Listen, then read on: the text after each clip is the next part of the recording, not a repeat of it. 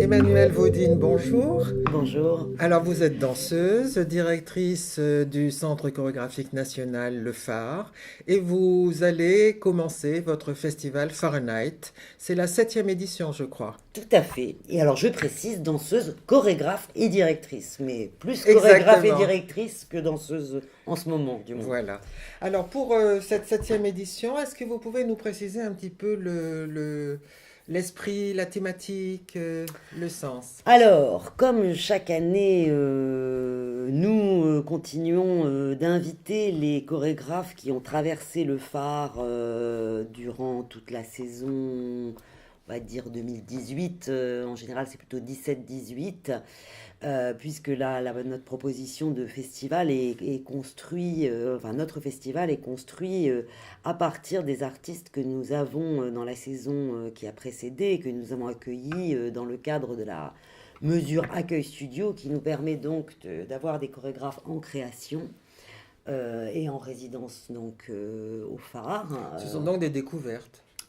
Alors la plupart du temps, chaque année, il y a quand même beaucoup de découvertes. Et puis au bout de 7 années, au bout de 7 ans, il y a forcément des gens qui commencent un peu à revenir et qui connaissent déjà la maison. Mais l'idée en tout cas, c'est que le festival soit un point d'orgue pour ces chorégraphes que nous avons accueillis et qui ont pris du temps pour tisser aussi un certain nombre de rencontres tout au long de l'année avec les différents publics autour de leur création.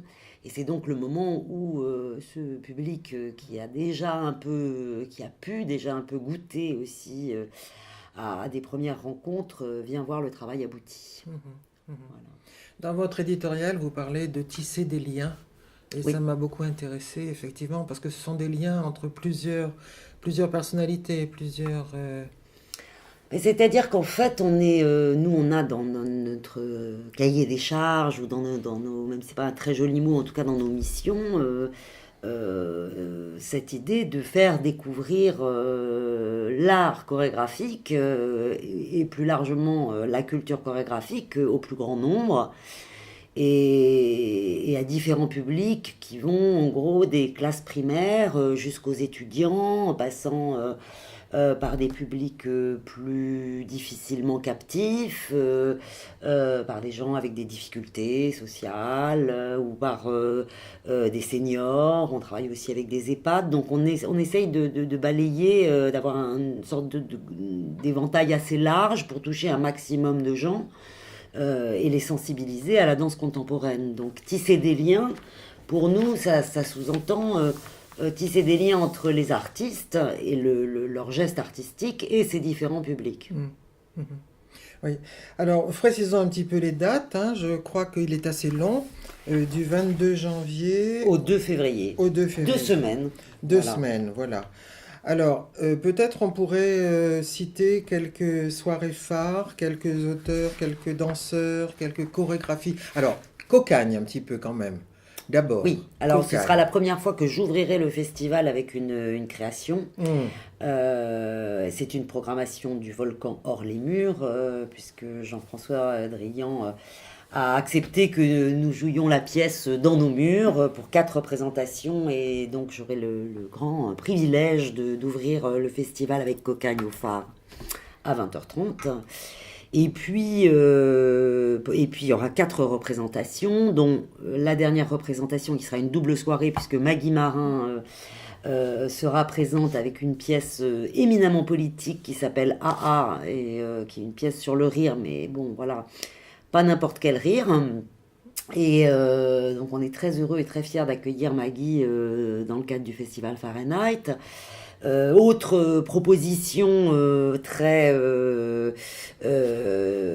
emblématique aussi un peu de ce qu'on a envie de tisser dans Fahrenheit, c'est la Wave Party, qui sera une proposition, une trance collective que j'organise avec toute l'équipe de Cocagne et qui aura lieu au cœur du festival, puisque ce sera le samedi 26 janvier, où là, voilà, on invite les gens à venir danser collectivement sous la forme d'une sorte de trance, on va dire, qui dure 45 minutes, et pour laquelle on invite chacun à participer à ce qu'on a appelé un wave time, pour pour apprendre ces danses. Donc 2 heures de Wave Times suffisent pour apprendre cette Wave Party qui sera le samedi 26 à 22 heures. Et là, vous Voilà. êtes en partenariat avec Fécamp, avec le passage? Exactement, puisque cette Wave Party fait partie justement de ce qu'on a appelé un road trip et qui comprend un spectacle et le spectacle, la création même de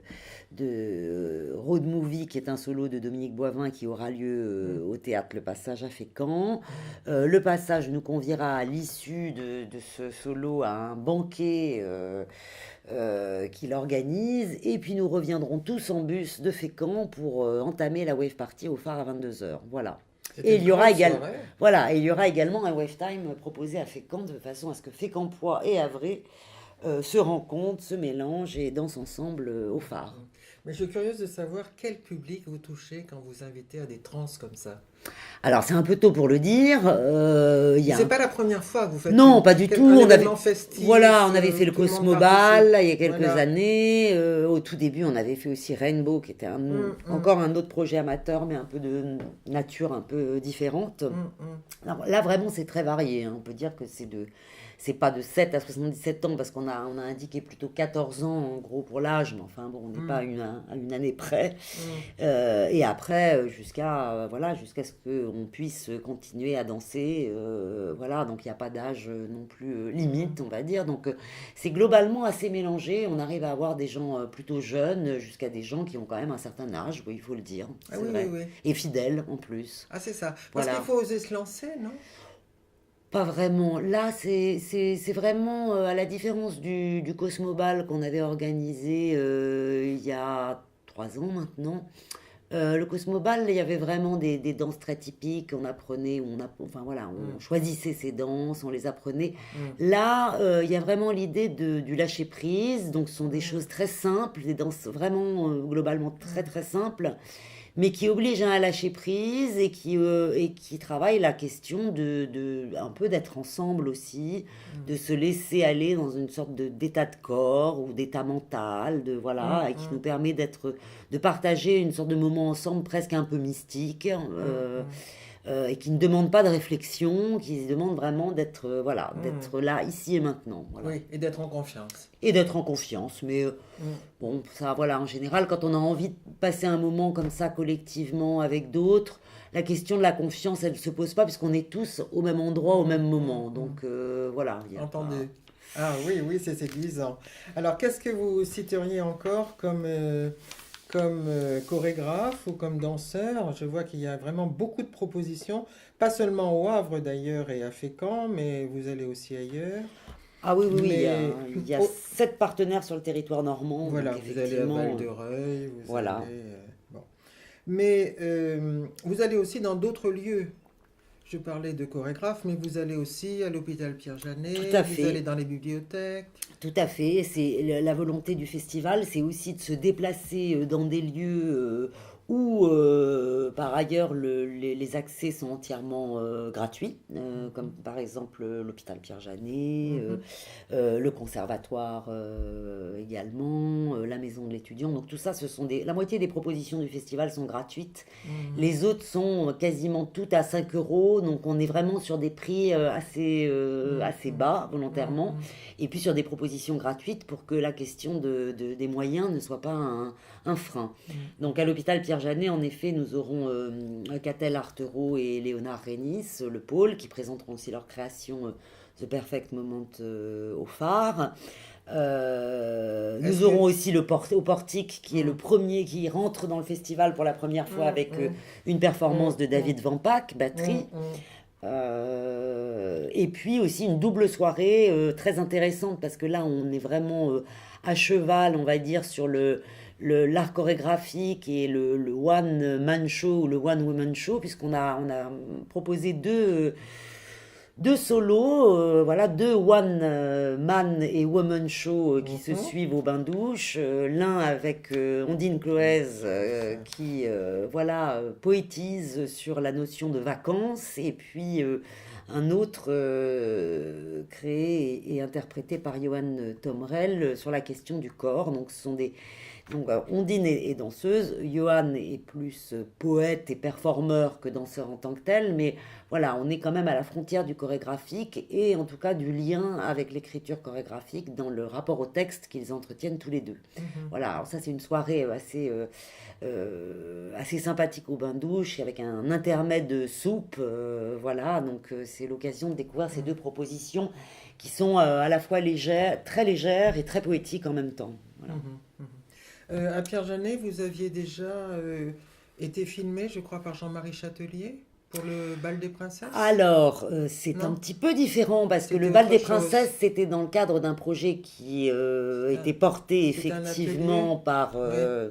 Christophe Lee, qui menait l'atelier à l'hôpital Pierre-Janet Mhm. et qui venait chaque semaine travailler au phare avec des patients. Ah, voilà. Et voilà, il a Mhm, fait mhm, ce mhm, projet, Le Bal des Princesses, qui a été filmé par Jean-Marie mhm, Châtelier. mhm, Donc, mhm.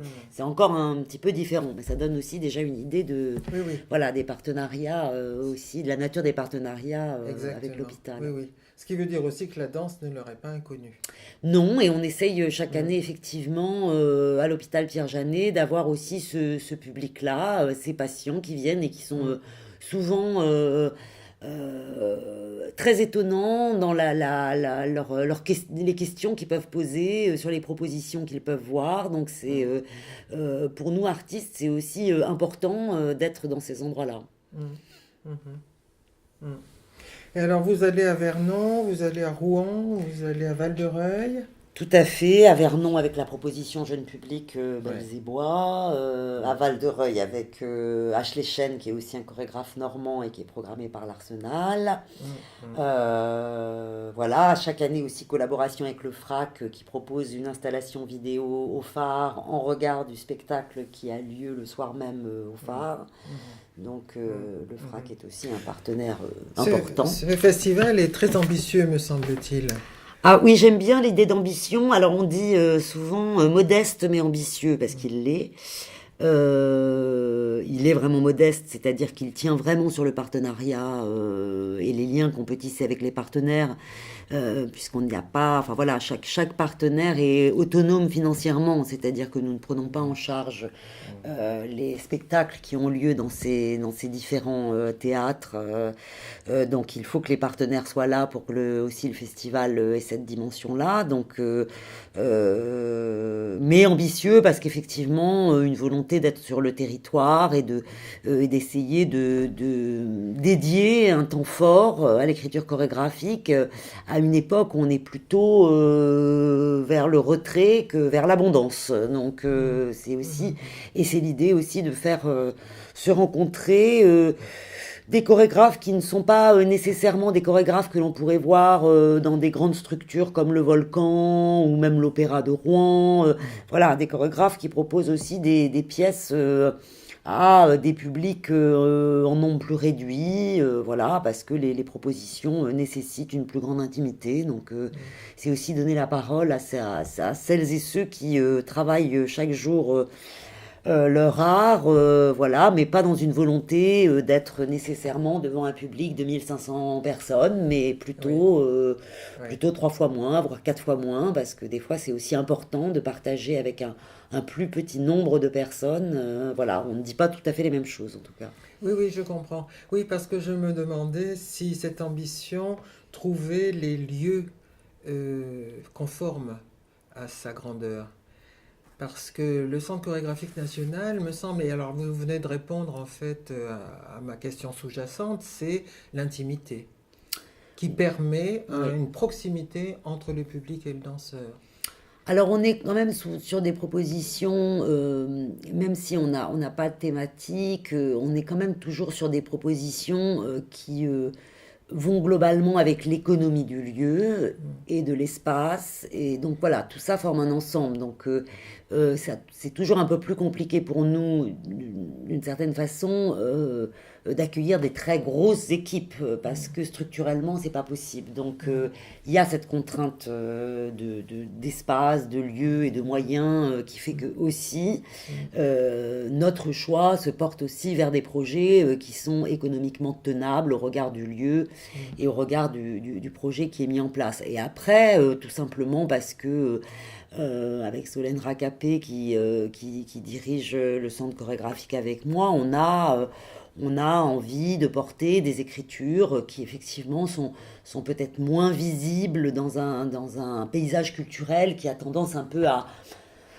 se ressembler, ou en tout cas devenir un peu le même. Voilà, donc on essaye d'un peu de lutter contre une sorte de tendance qui globalement va plutôt plus vers le grand divertissement que vers le questionnement. Voilà, donc on a aussi, on va dire, cette appétence-là en tout cas.